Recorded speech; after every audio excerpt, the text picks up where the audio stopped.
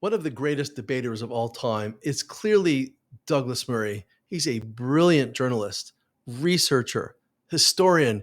He's been in Israel so many times, he knows the place like the back of his hand. And he's fantastic at debating hacks like Piers Morgan, who brings on the worst anti-Semites in the world just for clickbait. Let's watch him do his magic on the Piers Morgan Show. Increasing pressure, as you know, around the world for this to get resolved. Increasing views expressed by many countries that what Israel's now doing it constitutes a war crime, and you and I have debated that many times.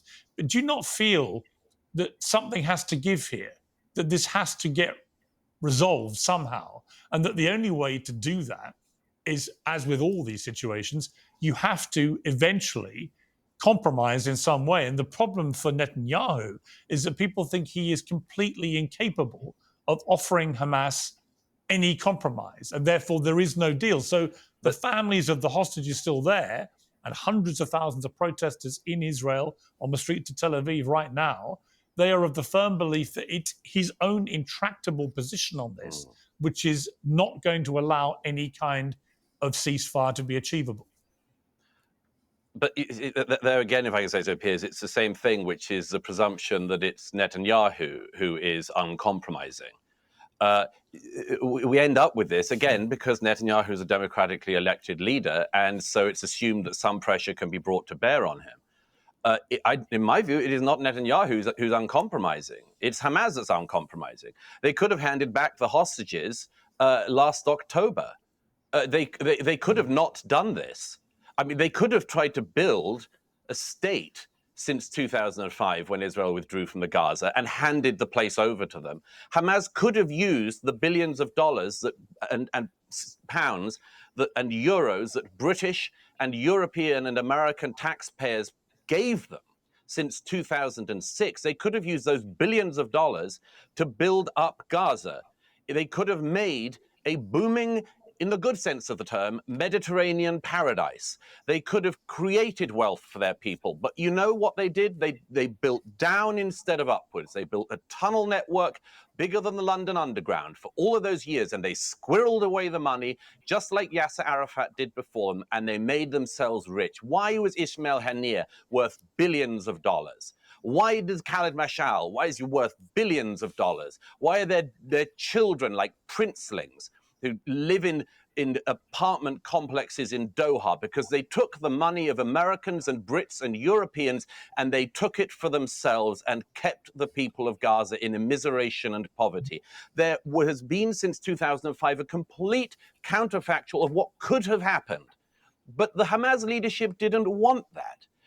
They have said themselves they want to use Palestinian children and their lives in order to pressurize the world. These are fanatics. They want the death of their own citizens,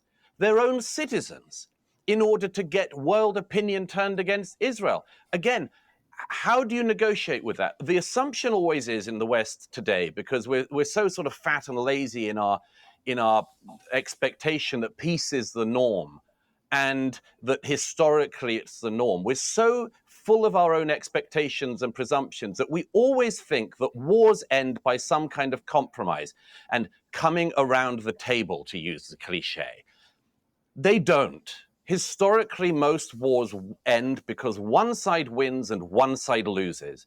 And one of the reasons, in my view, why there is this endless rounds of war in this region is because the Israelis are never allowed to win, and Hamas, in this case, are always allowed to draw. And I think that is simply to set up the precursor for the next conflict. If Hamas come out of this with a fighting capability, then there will be another round of this war in a couple of years. So when David Lammy and others say what we need to have is a peace deal, I'd say on what terms? Everybody wants peace except for Hamas and the fanatics. Everybody else wants peace. All of these people in the south, these kibbutzniks and the party goers and others who were murdered on the 7th, all dreamed of peace with their Palestinian neighbors and brothers and sisters. Who stopped that peace being possible? Hamas, from 2005 and again to this very day. Ladies and gentlemen, this is the biggest shaft in history. The Palestinian organization just fundraising billions of dollars, euros, and pounds from the West, England and Europe and so on. They took the money for 20 years. They built a massive underground complex of horrific terror tunnels larger than the London Tube. This is out of control. People should be demanding their money back from Hamas. These are murderers. These are people that just want genocide against Israel and the Jewish people.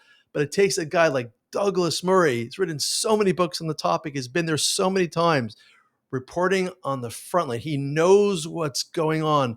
Thank God we have people like Douglas Murray, have brilliance, intelligence, wit, humor, compassion, and understanding, defending the West, defending Israel, and defending Judeo-Christian civilization.